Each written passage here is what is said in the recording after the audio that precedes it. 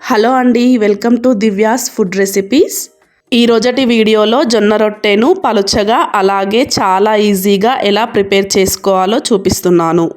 చాలామందికి జొన్న రొట్టెను ప్రిపేర్ చేసుకోవడం సరిగా రాదు.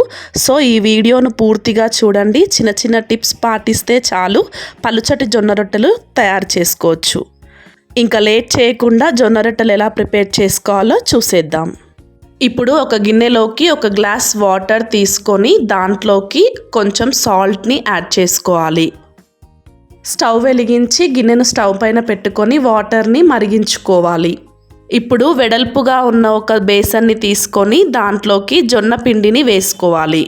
మనం ముందుగా మరిగించిన వాటర్ ఉన్నాయి కదా, ఆ వాటర్ని ఇప్పుడు జొన్న పిండిలోకి పోసుకోవాలి.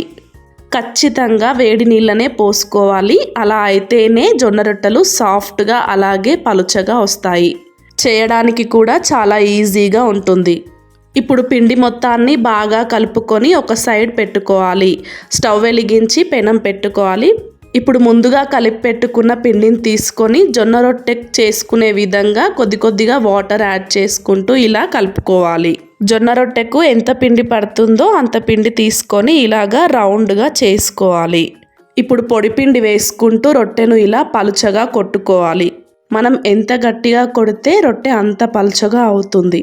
మెయిన్గా తెలంగాణ వాళ్ళు ఈ జొన్న రొట్టెల్ని చాలా ఇష్టంగా తింటారు. ఇప్పుడు ఒక మూత సహాయంతో ఈ జొన్న రొట్టెను ఇలా టర్న్ చేసుకొని పెనం పైన వేసుకోవాలి. చాలా మెల్లగా వేసుకోవాలి, లేదంటే చినిగిపోతుంది.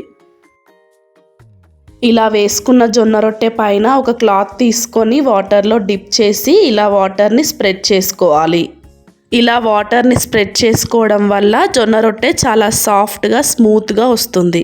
జొన్న రొట్టె ఒక సైడ్ కాలిన తర్వాత ఇంకో సైడ్ టర్న్ చేసుకోవాలి. జొన్న రొట్టెను రెండు వైపులా బాగా కాల్చుకోవాలి, లేదంటే పిండి పిండిగా ఉంటాయి. అలాగే మిగతా రొట్టెలను కూడా చేసుకోవాలి. ఈ జొన్న రొట్టెలు రుచికరంగా ఉండడమే కాదు, ఆరోగ్యానికి కూడా ఎంతో మేలు చేస్తాయి. ఎన్నో పోషకాలతో నిండిన ఈ జొన్న రొట్టెలు మన రోజువారీ ఆహారంలో తీసుకోవడం చాలా మంచిది. మెయిన్గా జొన్న రొట్టెలు నాన్ వెజ్ కర్రీస్ అన్నిటిలోకి చాలా బాగుంటాయి. అలాగే వెజ్లోకి అయితే గుత్తి వంకాయ కర్రీతో చాలా బాగుంటుంది. ఇంతేనండి ఇవాల్టి వీడియో. ఈ వీడియో కనుక మీకు నచ్చినట్లయితే లైక్ చేయండి, షేర్ చేయండి. ఇలాంటి మరిన్ని వీడియోస్ కోసం మన దివ్యాస్ ఫుడ్ రెసిపీస్ ఛానల్ని సబ్స్క్రైబ్ చేసుకోండి.